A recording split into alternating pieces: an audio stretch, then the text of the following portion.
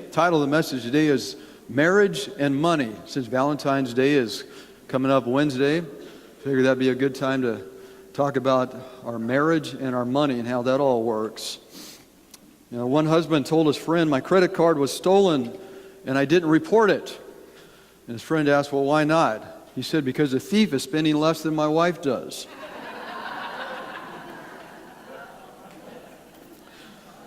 You know, money is a problem in a lot of marriages. It's the number one cause of divorce. Some 53% of marriages that end in divorce say they do so because of money issues, money conflicts. But you know what? It doesn't have to be that way. Not in the Christian world anyway, not in the church. If we're following God's word and God's principles, we can have some peace and harmony in our home, even over the money issues. So this morning, I'm going to do two things. I want to give you a fairly brief message, and I'm going to invite some couples up and have a little panel discussion, get some information from some other folks as well and their experiences. So let me just give you some real practical, this is probably the most practical thing I've shared so far today, and it has to do with marriage and money in your as a couple. So here, let me just go through these quickly. Number one, acknowledge that all that you have belongs to God. That's really, we touched on that several times. It really is the foundation of just good financial principle in your marriage. Acknowledge that God gives you the power to earn wealth. I know some couples, Christian couples, they've heard the talk about teaching about tithing. It says, well, we'll give the 10% that belongs to God to Him, and then the other 90% is ours to do with what we want to. But in reality, it all belongs to God. The Bible says the earth is the Lord's and everything in it, the silver and gold, everything belongs to God. Did you know even you belong to God? Not only your stuff, but you belong to God. You said you've been bought with a price. You're not your own.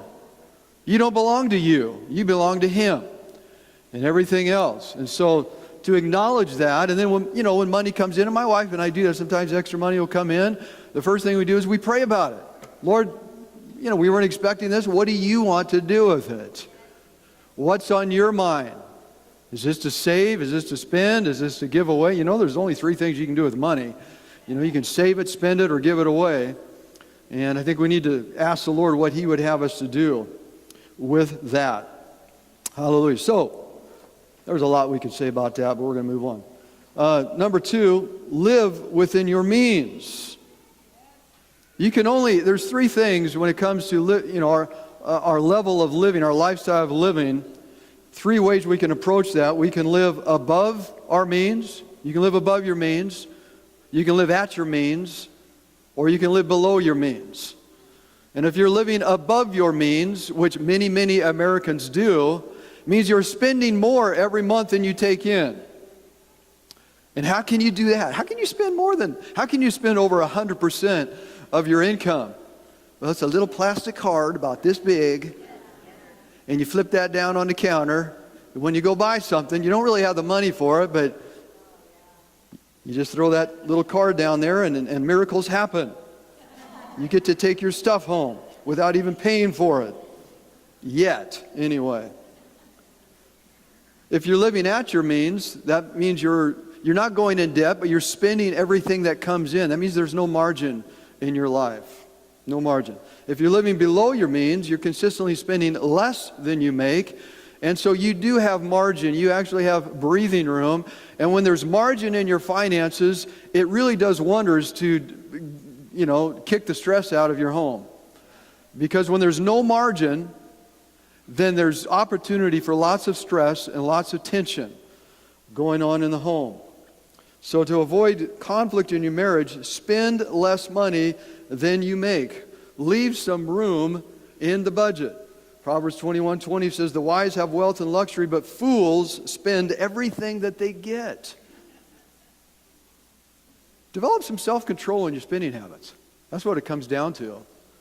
And Rick Warren said, without self-control, our yearning capacity will always exceed our earning capacity. We will yearn for more things than we actually have money to buy. Let me give you a couple tips to living within your means. First of all, do it the old-fashioned way and actually save money for stuff. If you want something, begin to save for it and plan for it rather than just run out and throw the plastic down. If you want that, new fishing pole or new appliance, actually take some time and save for it. And then understand the difference between needs and wants. Boy, that is a fuzzy line for a lot of people. When your dishwasher breaks down, you don't actually need to run out to Home Depot or whatever and buy a brand new one. It is a luxury item. Do you realize that folks somehow survived for centuries without a dishwasher?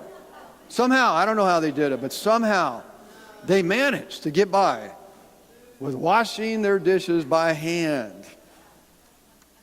Now, I'm not saying don't have a dishwasher. I've got a dishwasher. I mean, most people probably do. But if yours breaks down and you do not have the money to buy it with cash, then get by somehow. Get in there, husbands and wives, or if you got kids. My parents, when we were growing up, they didn't have a dishwasher. And so my sister and I were the dishwashers. And we took turns. One night it was hers to wash, and then my turn to dry and put away, and then we'd flip the next night. And you always wanted to be the one drying and putting away, because if you've ever found any little speck of food, you could automatically throw it back in the pile. You got to do that one over again, and that was a source of great contention among us. Let me tell you that. You would look for the little speck, Yep, there it is. Throw it back. Here's another little tip. Avoid impulse buying. You know what that is? You got a list of 5 things you go to the store to get. You get there, and all of a sudden you walk in the door, and right in the front with a big sign, 50% off, is that thing that you cannot live without. It had not even entered your mind until you walked in the store, but all of a sudden you can't live without it. I heard a little tip from Larry Burkett 30 years ago about this. He says, if you want something when you go to the store that you weren't planning to get, then put it on a list. Put it on a list, just write it on a list. And then 30 days later, if you have the money and you still want it, then go out and get it. Go ahead and buy it. But he says 70 to 80% of the time, you won't even want that thing 30 days from now. So avoid these guys at the store, they're masters at marketing this stuff that you don't need. It's always right at the front, big sign, and just screaming, take me home, and you need to develop some self-control. Hallelujah. There's 2 ways that we can have more money at the end of the month. You can either make more money, or you can what? Spend less. And it's nice if you can make more money. I encourage you to do that. But you know what? A lot of folks, if they made more money, in their mind, they're thinking, if I could just make $20,000 more a year, life would be good. But you know what happens with the majority of people? Their lifestyle goes up. They go out and buy a better car, better house, their payments go up, and at the end of the month, they have no more extra money than they did making $20,000 less. I think sometimes we just need to make the hard decisions when it comes to our budget and get rid of some things. If you're living above your means or even at your means, then make some tough decisions with your budget. And there's maybe some things that need to go. Maybe you need to cut the cable. Can we get by without cable TV? 5,000 channels and nothing to watch. Maybe you can eat out less. I don't know if you necessarily need the latest cell phone with the unlimited data. It's nice to have a cell phone, but they're always pushing, every year or two to kind of get you to trade in your cell phone that's working absolutely perfectly for the latest, greatest model. And now they're not $200 or $300; they're $1,000 to go out and buy a new cell phone, brand new, top of the line. Anyway, okay, number 3. Avoid credit card debt. Avoid credit card debt. The average American owes $16,000 on credit cards, and many are far above that. They've maxed out 3 or 4 cards. They're paying 18% interest, and it's just killing them. They're never going to pay that thing off, paying the minimum amount. And it creates a lot of stress, I tell you, in your marriage. The message of credit is buy now and pay later. I like what Milton Berle said. He said, it's amazing how fast later comes when you buy now. You know, the Bible discourages this kind of debt. It doesn't discourage all debt. I mean, there's, certain kinds of debt that, in terms of getting into a house, for instance, a lot of folks are not going to save $150,000 or whatever to get into a house. And it does say that when you do get into debt, pay the debt. Romans 13 says if you don't owe anybody anything except a debt of love. That doesn't mean don't get into debt. Some folks have, interpreted that, I can't get into debt. God says don't owe anybody anything. No, when you take out a loan, then you have a repayment schedule, and the Bible just says make sure you repay on time, on schedule. If your house payment is due on the 5th of the month, then make sure it's in there on the 5th. Repay your debts. But there's certain kinds of debts, like credit card debts, that are worthless. We should not even be involved in them. Proverbs 22:7 says, just as the rich rule the poor, so the borrower is servant to the lender. The borrower is servant to the lender. Someone said, if you think nobody cares that you're alive, try missing a couple car payments. They will come out of the woodwork. They will come looking for you. They will find you. Even if you're living off the grid out 50 miles in the woods, they'll find you. If you have a credit card, I encourage you just have one. And make sure that you pay it off at the end of the month. In fact, you can pay it off before. If you use credit card just to buy things online, because it's really not that safe, I'm told, to use your debit card to buy things online. If people get a hold of that number, and I tell you, folks have got a hold of our credit card number 3 or 4 times and charge things, but we just call our credit card company and they take it off, and that's the end of it. If they get a hold of your debit card, they can drain your account before you know what's happening. So if you do have a credit card for things like that, for travel, airline travel, things like that, pay it off at the end of the month, but you don't even have to do that. I've got a little app on my phone that I can make a credit card purchase, and I can go to that app and immediately transfer the money out of my checking or savings and pay that off the minute I make that purchase. And I would just encourage you to live that way. Don't buy anything on your credit card that you don't have money in the bank to pay for. Just don't do it. Trust God. I think God somehow, some way, Jehovah Jireh, is going to be able to help you get what you absolutely need, if you need it, without putting it on a credit card. Still out there, or you going home? Stepping on some toes. Here's another one. This will step on some toes. Merge your finances once you're married. Every Christian financial expert that I've ever read after, and I've read after a few, including Ron Blue, Larry Burkett, Crown Financial, they all say once you're married, then merge your finances. Separating your finances and splitting the bills is a bad idea. When we're married, God says the two shall become one. And that includes your finances. That includes the debts, even the debts that you brought into the relationship. Jesus said in Mark chapter 10, he said, from the beginning of creation, God made them male and female. Therefore, a man shall leave his father and mother, hold fast to his wife, and the two shall become one flesh. They are no longer two, but one flesh. You're not two anymore. You're not two different entities. God's joined you together, and what God has joined together, let not man separate. Oneness isn't just a romantic, concept, an idea. It's an important reality that should also include our finances. Money can't be his money and her money. It needs to be our money. All things are shared. And prospering as a team begins with just blending your skills, your assets, and your liabilities, and moving forward with a plan that you both agree with. I don't really think couples ought to separate anything financially. You develop this his money and her money mentality. To me, that's breeding ground for division. And really, if you can't trust your mate with money, what can you trust them with? To me, that's an issue. That is a trust issue. I can't trust you with my money. Well, I think you got a trust issue that you need to take to the Lord and allow Him to, to deal with that.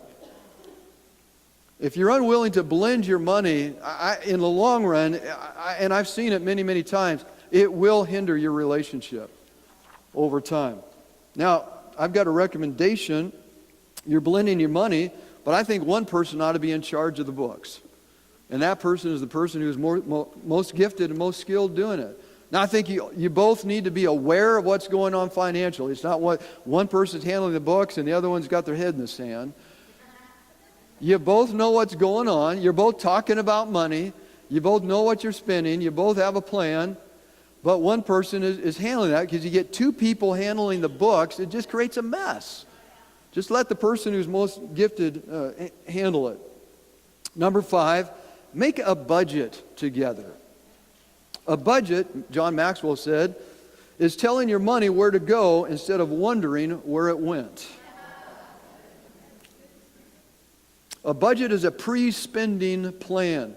You're spending on paper, on purpose, and telling every dollar where to go before the month begins, instead of looking back at the end of the month and where did it all go? You know, some people view a budget, they think of a budget, man, that just puts me in a straitjacket. You know, there's no, so to speak, there's no freedom in that. Well, I think freedom is having money left over at the end of the month. That's what freedom is. When you got together, the two of you, husband and wife, you've talked about, you know, what's the priorities? Hey, little Johnny needs some shoes this month, or we got this unexpected bill coming up, and so you've talked that over, you planned it together. Yeah, I'd like to have that, but you know, we've got these expenses, we're going to hold this expense over till next month. And so you work through all this together, and most couples report that when they actually sit down and do a budget together and actually work it, they end up having more money than they actually realized they had. It's absolutely true. How to start with a budget. I'm telling you, this is real practical. Most of this I'm sure you already know, but it doesn't hurt to hear it again. In order to start a budget, you've got to track your expenses for at least 3 months. I mean, you can't start, you know, you got to know what you're spending, how much you're spending in food, gas, clothing, black licorice, whatever it is that, you know, you're spending money on a regular basis. No black licorice in that home. 0 money on black licorice in Brett's home. So, you know, if you use a checkbook ledger, look back, you can just pull out your old ledgers and just start writing. Well, we spend so much in the month of October, you know, in gas in September, and you just go through for 3 months. If you use debit cards, go back, look at your statements and track that. Write down all of your income and all of your expenses. And then designate a certain amount of money for each spending category, whether it's utilities, whether it's gasoline. Well, utilities, that's a given, but there's some things that are flexible. Food, you know, I mean, you need to eat food, but you can be a smart shopper, use coupons, get things on sale. You know, you can make a budget for those kinds of things. Some people, here's something that Dave Ramsey recommends, that if you use cash a lot, use the envelope system. Anybody ever heard the envelope system? You know what that is? You got envelopes for all your spending categories, and you write gas, food, black licorice, whatever, you know, on there. And you put a certain amount of money in that envelope. And when you're done with, you know, let's say it's a gasoline, or it's a food or clothing, and you spend all the money in that clothing envelope for the month, you quit spending. I mean, that's just it. It's gone. You know? And I'm having trouble with this mic today. Let me take this off. And that really actually helps a lot of people. Unless, like my sister said one time, she told me a story that they were using the envelope system. And she had, there was actually Dave Ramsey, one of these guys, has a little packet that you can buy with different envelopes, and you can write in it. First of the month, they threw all their money in there, all the different envelopes. She went out to one of the stores and bought something and accidentally left the whole packet there. Came back just a couple minutes later, and it was all gone. All the money in the envelopes for the whole month. She said, I'm done with the envelope system. Never going to do that again. So you got to make sure you don't lose your envelopes. Keep your envelopes in a safe place. All right. Moving along. Number 6, make financial decisions together. Do you know peace in the home is one of the most, well, probably the most valuable commodity that you can own or have as a couple. You know, Solomon said in Proverbs 17:1, better a dry crust with peace and quiet than a house full of feasting with strife. You can have all kinds of money, but if you're fighting all the time and there's tension and strife and division in the home, what does it matter? All the money in the world does not matter if you do not have peace and harmony in your home. Psalms 133 says, how good and pleasant it is when God's people live together. That word is to the church, but it is also to the home. How good and pleasant it is when couples live together in unity. And one of the best ways to keep peace in the home when it comes to money is to make joint decisions. We need to operate by the policy of joint agreement. You might want to write that down. Operate by the policy of joint agreement. What do I mean by that? Here it is. This is one of the most important things you're going to hear today. Never spend money without enthusiastic agreement between you and your spouse. Never spend money without enthusiastic, you might want to underline that word, not begrudging, but enthusiastic agreement between you and your spouse. You know, in some marriages, one spouse basically controls the finances, and the other person is left in the dust. One spouse, you know, is buying everything they want and not even considering the needs or desires of their spouse. That is not biblical. Philippians 2:4 says, let each of you look out not only for your own interests, but also for the interests of your spouse. Well, it says of others, but this is for marriage. So don't look out just for your own interests, but look out for the interests of your spouse. What does your spouse want? What is his needs or her needs or his desires or her long-term goals? You know, if I just consider my interest and my needs, then I end up running roughshod over my wife's interests and needs. That's not good. The policy of joint agreement encourages couples to consider each other's happiness as equally important as yours. Here's something you can try. Try the red light, yellow light, green light approach when it comes to joint purchases. Whether that's a house, whether it's an appliance, whatever it might be, any time that you are spending money, when it comes to make a decision, agree, number one, that you're not going to move forward without agreement. And then, if both of you, you're considering a purchase and you both have that green light, hey, we feel good about this, then by all means, move ahead.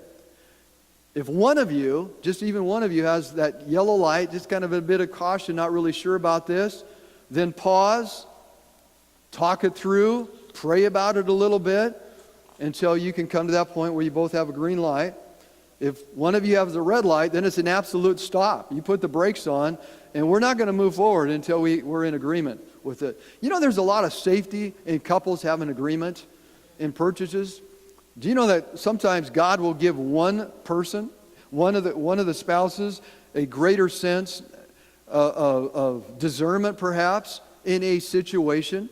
You know, the husband might be thinking, man, there's this great investment. We're going to get into the ground floor. And the wife's just got this little something inside. Oh, man, I don't know about that. That just doesn't really sound good to me. I don't feel good about that. You know, you want to partner with this guy, but I've seen him operate, and I just got a bad feeling about him. And we need to listen. We need to listen to that. You know, I'm thinking about my parents. They never bought a car without total agreement throughout their entire lifetime, except one time, if I remember the story right. There's one time that, was it you that wanted a little sports car? So I don't remember what it was. Who wanted the car, you or Dad? I don't remember what. She's denying that was her. She's shaking her head. It's not me.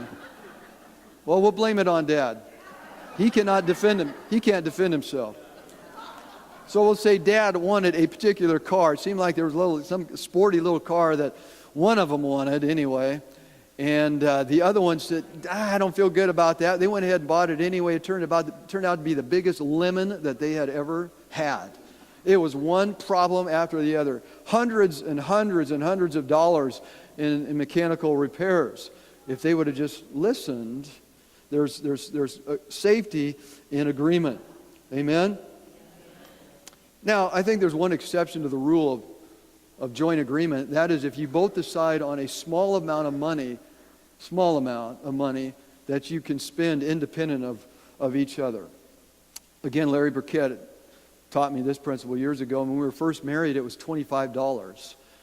And that was the amount that we decided that we could spend if we were just somewhere and with something that we could not live without. We could spend up to $25 without getting agreement with the other person. I know some of you wives are thinking right now, $25 times 30 days in a month, that's $750 a month. Yeah, I can live with that.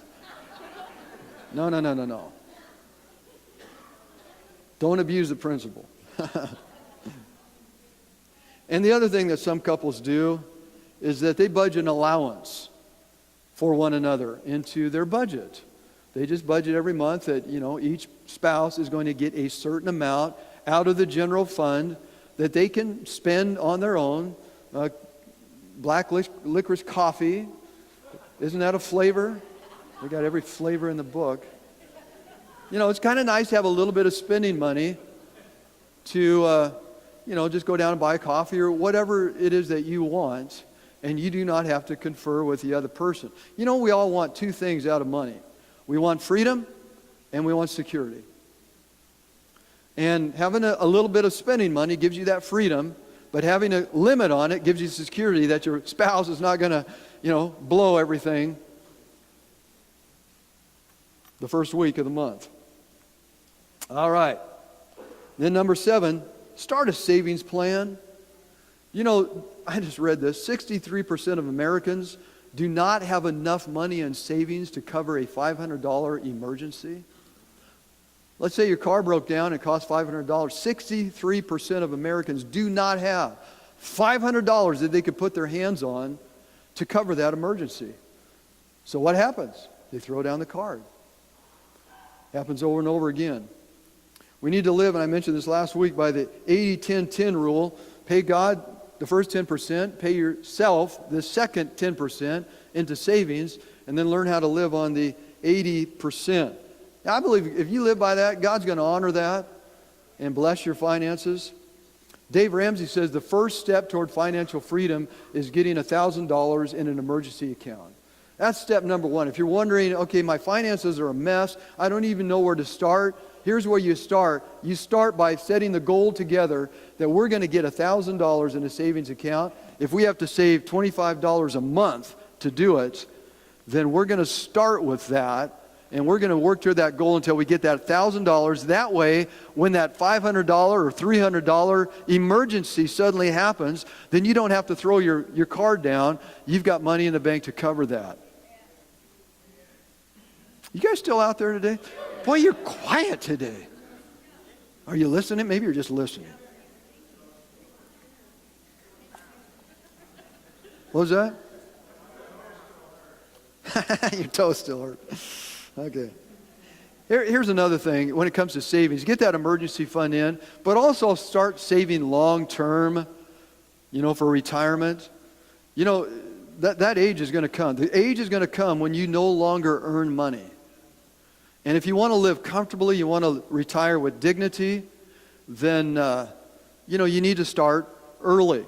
And I said last week, have it taken out of your check before you get your little hands on it, your little fingers on it. And many companies will do that. They'll just take it right out of your check and you won't ever see it. And it'll start adding up. I had great intentions of saving money for retirement for 20 years. And I never did it. And I felt bad about it. I kept thinking about it. I need to do this. And it wasn't until, we set it up so it came out of the check before I got it that we actually began to save. Forget the quick, rich schemes. Or did I say that right? Forget the get-rich-quick schemes. And people are thinking about them all the time. I know. I've talked to people and they got these ideas one after the other. Man, I'm going to do this and this and this. And we're going to make lots of money real quick. Forget that stuff. Amen. God's way of developing wealth is by saving little by little over a long period of time. Proverbs 13:11, Solomon, the wealthiest man who has ever lived, said this, dishonest money dwindles away, but whoever gathers money little by little makes it grow. Little by little. I tell you what, time and compound interest are your greatest friends. Time and compounding interest are your greatest friends. Let me give you an example. Let's take Amy, for instance, 22-year-old college student. And so she's graduated, she's got a pretty good job. She's able to put $300 a month away. And she does that from the age 22 to age 28 when she finally decides to get married, have a family. And so she's developed at that time, she's saved $21,600 over that period of time between age 22 and 28, $300 a month, put it in a mutual fund where she's getting 10%. And let's say she never puts another dime in there again. From age 28 to 65, another dime. You know how much money she has at age 65? $1 million. Time and compounding interest. It's a miracle.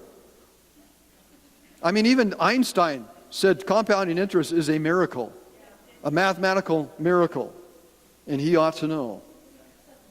Well, let's say you don't have $300 to put in.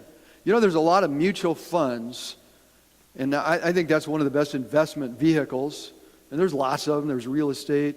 Probably one of the worst things you could do, unless you're really spend a whole lot of time in research, is pick individual stocks and try to invest in those. And wouldn't it be nice if we all got in the ground floor of Amazon or Microsoft or one of those things? But that doesn't happen to a lot of people. But mutual funds, of course, I know you all know this. It's just you're putting your money into stocks primarily, and there's managers, professional managers that are managing that for you. They're buying and selling, and they're just taking care for you, and it's just a minimal amount of expense on your part. And a lot of those can gain anywhere from 8.5% to 10% of interest over the life of the investment. And that's good. So let's say you only got $50 a month. You know, there's a lot of mutual funds that you can get into with $50 a month. And let's say you're 20 years old and you save $50 a month at 10% annual interest from the time you're 20 to 65. When you're 65, just saving $50 a month, you're going to have well over $500,000 in your account. But listen to this. If you wait for 10 years and you don't start until you're 30 years old, that amount at the age of 65 will be almost half. Time and compounding interest are your best friends. How many people do we have here 25 or under? Raise your hand. 25 or under. 30, how about 30 or under? Okay. Where is our young people? We need to get the millennials in here. So let me talk to the front row. Start a retirement fund. Start a long-term savings. You're still in the home? Get your parents to put money into account for you. $50 a month. Whatever it takes. Okay, number 8, set long-term goals for your finances. Where do you want to be 5 years from now? Financially, 20 years from now, 30 years from now. So many couples never even talk about it. It never comes up. They don't have any kind of long-term plans or goals or vision for your life. And Zig Ziglar said, if you aim at nothing, you will hit it every time. And there's a lot of couples that are hitting nothing with their finances. They have no plan or direction. Or worse, they have they have different goals and plans. They're going in different directions. And Amos 3:3 says, can two people walk together without agreeing on the direction? And the answer begs a no answer. You cannot walk together if you got different direction. The word division, you take the word division and you split it up. Division simply means two visions, two different visions. And so couples, you got to get on the same page. You got to talk through your finances. You know, have savings goals, giving goals, debt repayment goals, lifestyle goals, investment goals. Number 9, I'm hurrying. Develop contentment. Dave Ramsey calls contentment the most important financial principle of them all because it all holds them together. Without contentment, none of the other principles work. You know, the world is constantly telling us that we have to have more stuff to be happy. That's the message. And we say things to ourselves like, well, I'll be happy when I get that boat. Or I'll be happy when I get that car. I'll be happy when I get that house. And the world sells us happiness as an event or a thing. But it is not. Stuff will never bring you happiness. Money can buy you fun. It can buy you fun, but it cannot buy you happiness. And those are two different things. You know, we're kind of like drug addicts. We've been emotionally tricked in believing that happiness comes from the next purchase. You know, the next thing that I get. And Solomon said, those who love money will never have enough. How meaningless to think that wealth brings true happiness. Meaningless to think how wealth brings true happiness. Solomon also said that the eyes of man are never satisfied. We've got a bad case of stuffitis. It's a disease. The human eyes will never come to a point where you look in your garage and say, oh, I've got enough stuff there. Or look in your shed, I've got enough stuff. Or my house is good enough, my car is good enough. We just don't get there. And I tell you what, this disease affects anybody. I don't care if you're making $25,000 a year or $250,000 a year. It doesn't matter because you always want more stuff. And pretty soon your stuff starts owning you. You got to spend more and more time, energy, and money maintaining your stuff. It's a bummer. You know, there's a movement. I'm not recommending this necessarily, but I think it's interesting. There's a movement that of people in our nation who have realized that materialism is a problem, and so they've decided that they're going to own no more than 1,000. No, is it 1,000? No, I think it's 100. 100 items. 100 items. All together. I mean, you count your spoons, your clothes, your shoes, everything else. They're going to just reduce life down. You know, I'm not saying we need to live that way. God gives us stuff to enjoy, the Bible says. And we need to enjoy the stuff that God gives us. But make sure that you live within your means. And you're being a generous person as you go along. And then number 10, finally, pray together about your finances. Ask for God's wisdom and blessing and direction upon. You know that prayer itself, because money is trying to divide us.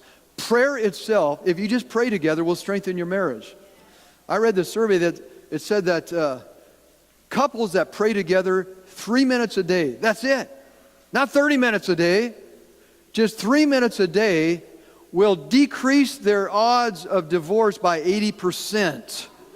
If you just pray together 3 minutes a day, because prayer bonds you spiritually. Communication bonds you at an emotional level. Sex bonds you at a physical level, but prayer bonds your spirits together so that the enemy cannot get in and create a wedge, and that's the way that he divides couples. He creates a wedge. And he begins to drive that wedge over and hammer that thing and split something that God had glued together and should never be pulled apart. Satan gets in there with a wedge, whether it's a difference in money or some other, issue that you don't resolve, another conflict.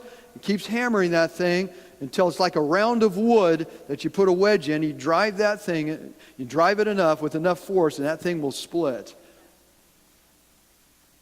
Prayer will keep that from happening.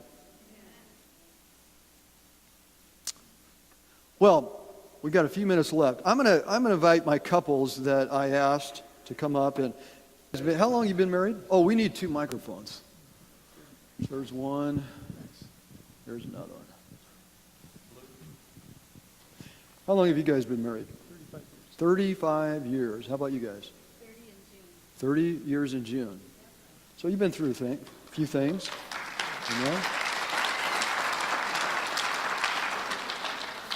So let me ask you, we'll start with you guys.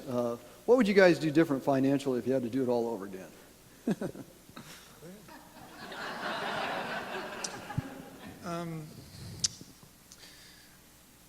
The biggest principle that changed the way we did finances was budgeting monthly. Initially, we were paid every week at the aluminum plant, and it's easy to dispose of that little bit of extra money that's left after you pay the bill for the week. So we wasted a lot of small amounts of money which could have added up to big ones. And when we started doing a monthly budget and seeing things in a little longer term, it was easier to save. Good. How about you guys? That's a tough one. I would say I have no regrets. What's that? No I regrets? have no regrets. Okay, you guys sit down. let- We're going to get another couple.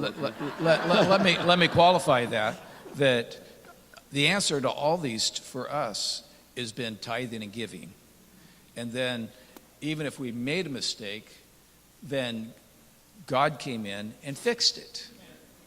And we can all look back and we could have this or we could have that. But the truth is that because the blessing of God is on us, you can't hardly make a mistake that God can't redeem. Amen. That's good. So what's one of the best financial decisions that you have made as a couple together? I'd like to speak to that. The number one thing, outweighs everything else, is putting God first. Okay, so first you put God first, and God is first in everything, including your finances. And then, and I'm speaking to unmarried ladies especially, then you find the guy who puts God first. And then the two have become one, because it's just like Dave says, if you don't have your finances together and they're together in one pot and you are agreeing constantly and you're praying for your decisions, absolutely, if in your finances the two haven't become one, you still haven't become one. I should have let these guys preach today. They're doing a better job than I did. You guys? Amen to that. Yeah? One of the greatest blessings in our relationship is that we both despise debt. And that has saved our bacon. And I have been blessed with a woman that doesn't like debt. And I'll tell you, you live much higher level than you do if you live in debt, because you're putting all that money out in interest and all the stress, all the worry. You don't have to do it. Okay, good.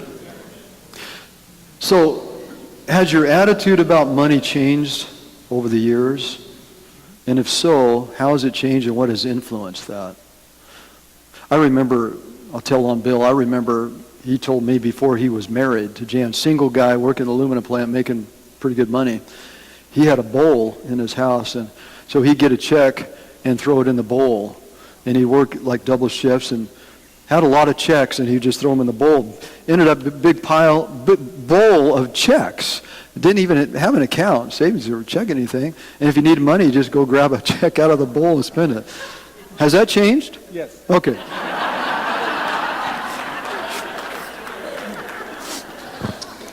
One of the biggest things that happened in my heart was I realized that having the power to get something is better oftentimes than having the thing. If you buy something, then you have to maintain it. You have to, take care of it, and it starts depreciating. And God said He will give you the desires of your heart. Well, what does that mean?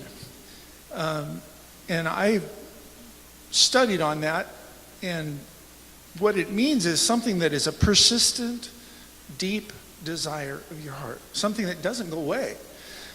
Most of the things that we think we want, if you don't get them, you don't want them a month from now.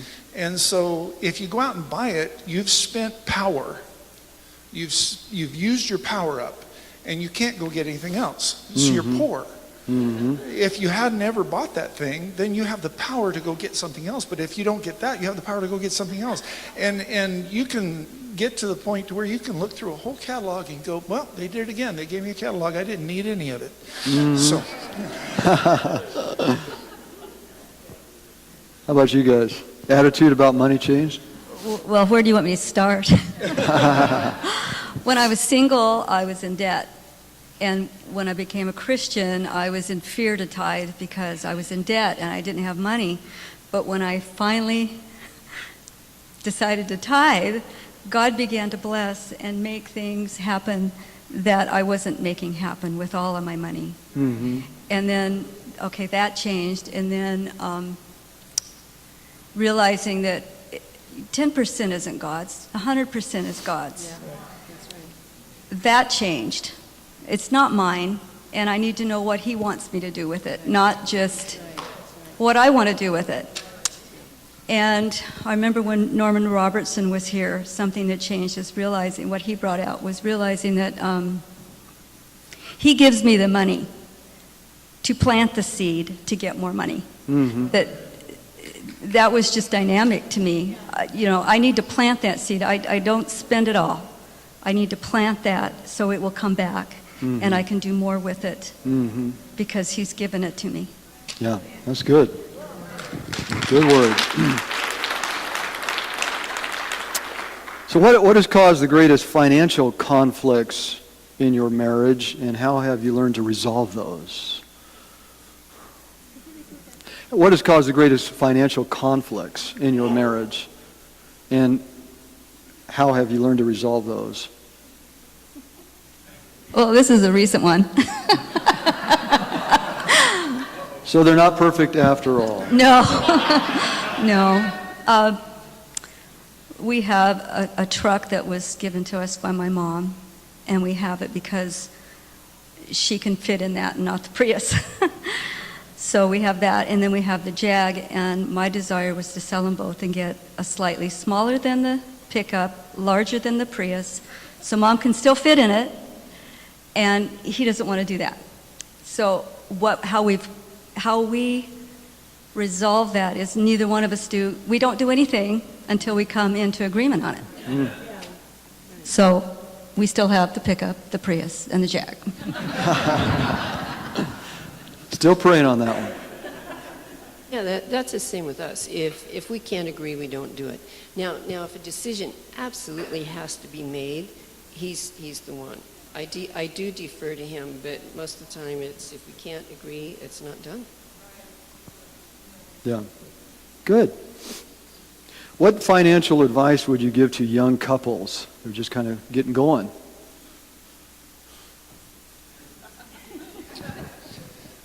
there's a lot of things. You need to learn what is a want and what is a need. It's really sounds like it should be easy, but it's not.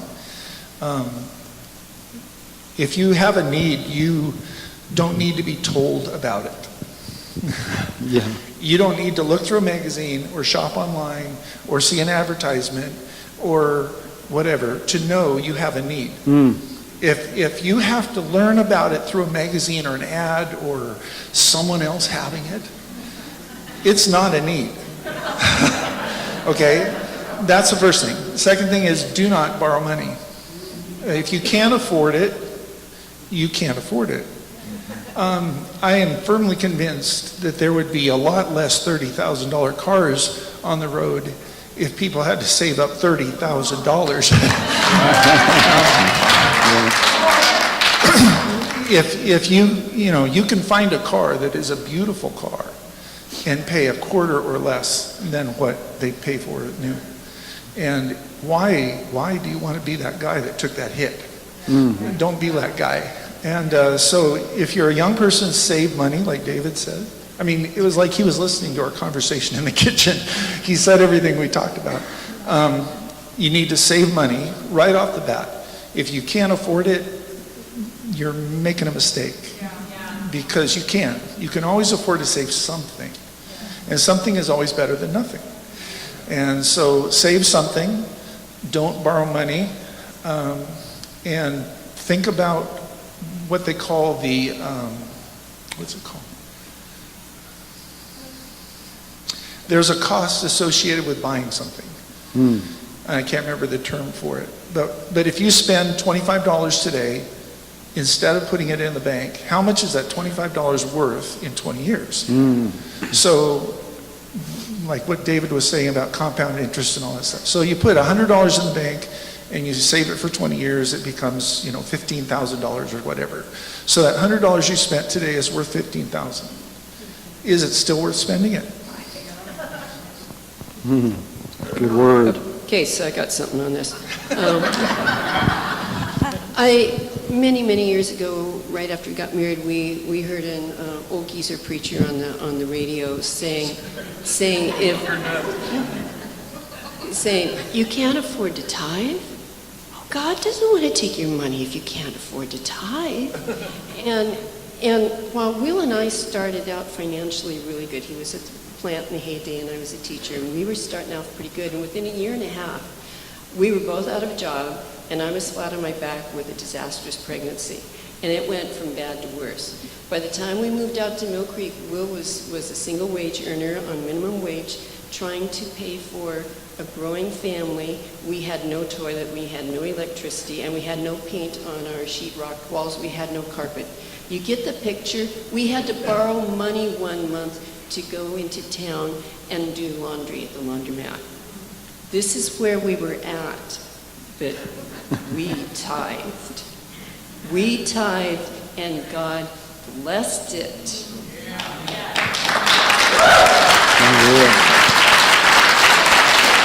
Wow. That's commitment. How about you guys? Advice for young couples? I have some advice for young people, but probably applies to everybody, and it's Psalms 1:1. And it says, "Do not stand in the counsel of the ungodly." Be careful where you get your advice. Don't get it from the internet. Don't get it from non-Christians.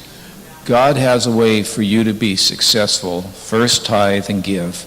But if you want to invest, ask God how that works for you. Because Pastor talked last week about money has wings. And it says that when God gives it to us, the money, there's no sorrow with it. So that's the number one. The other thing is, and we go on forever, my wife is very careful with money, and especially young people. You don't have to have the best of everything. If you're paying more than $12 to $15 a month for your phone, you're paying too much. And if you figure out what you're paying for again, he mentioned cutting your cable, $100 a month. If you take those two things, you're going to have $2,400 a month to take a fabulous vacation, to save money, to put towards a car. Those are just two things that you can save $2,400 a year on. So that's what I encourage you, is you don't have to have the best when you're young.